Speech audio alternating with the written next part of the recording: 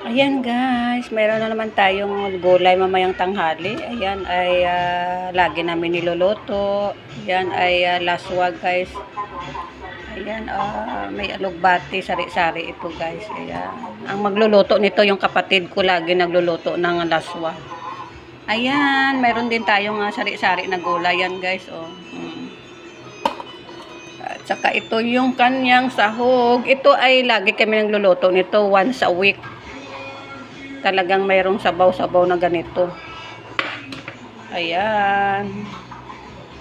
Alugbati guys, masarap itong alugbati. Mayroon tayong sayote, ano pa ito?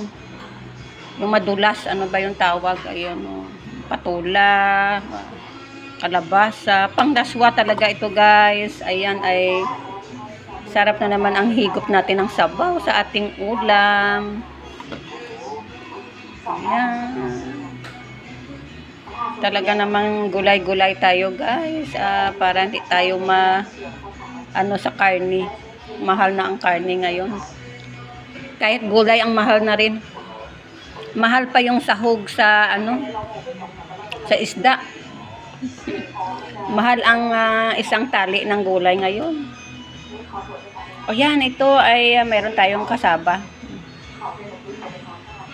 Ayan guys, see you later. Pagluto na yung aking yung aming para ito guys sa lunch. Pang lunch ito namin.